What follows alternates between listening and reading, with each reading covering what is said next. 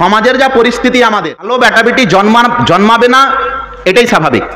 যে সমাজে বাপ বেড়ি খায় তো বেটাকে ধরিয়ে নিয়ে আসা করে, বারান্দায় বসে বাপ বিড়ি খায় তো বলে যায় তোর মায়ের কাছ থেকে একটা বিড়ি ধরিয়ে দিয়ে আয়। এরকম লোক আছে না নেই পাড়াতে? তো বেড়ি যখন ধরিয়ে নিয়ে আসবে তো বোঝা যাবে জ্বলেছে কি জ্বলেনি। যখন আপনার ছেলেকে বললেন যে তোর মায়ের কাছ থেকে বিড়িটা ধরিয়ে নিয়ে আয়, তো হাগো বিড়ি ধরালে কিন্তু আগুন দেখতে পাওয়া যায় না।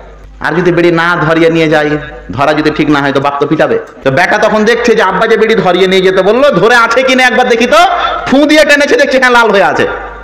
তো বড় হয়ে যদি গাঁজা করে এই বেটাটা না হবে তো কোনটা হবে? আল্লাহ নবী মুহাম্মদ রাসূলুল্লাহ সাল্লাল্লাহু আলাইহি ওয়াসাল্লাম বলেন, কুল্লু মাউলুদিন ইউলাদু আলাল ফিতরাহ ফাআবুহু ইউহাউবিদানিহি ওয়া ইউনাসসিরানিহি ওয়া ইউমাজ্জিসানিহি।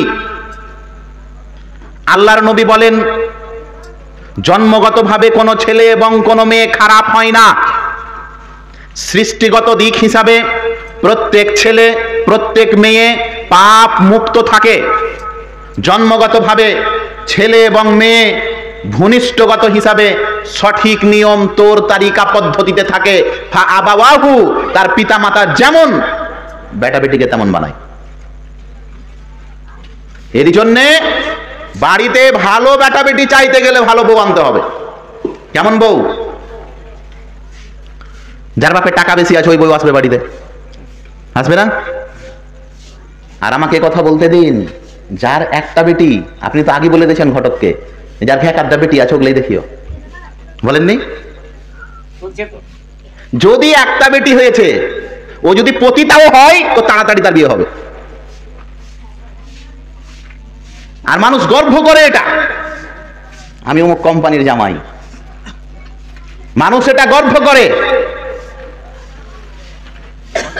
আল্লাহ পাক রব্বুল আলামিন সৃষ্টিগতভাবে কোনো সন্তান সন্ততিকে দুর্বল তৈরি করেন না, চরিত্রহীন তৈরি করেন না, বেপরদা অশ্লীল তৈরি করেন না। এই যতগুলো কাজ হয় ফাআবাওয়াহু, তার ওয়ালিদাইনের পক্ষ থেকে, মা এবং বাপের পক্ষ থেকে। যেই সমাজে মা বিড়ির কুলা, বিড়ির কুলা তো আপনারা ভালো বুঝেন না? বিড়ির কুলা, গাড্ডি, গাড্ডি কাকে বলে?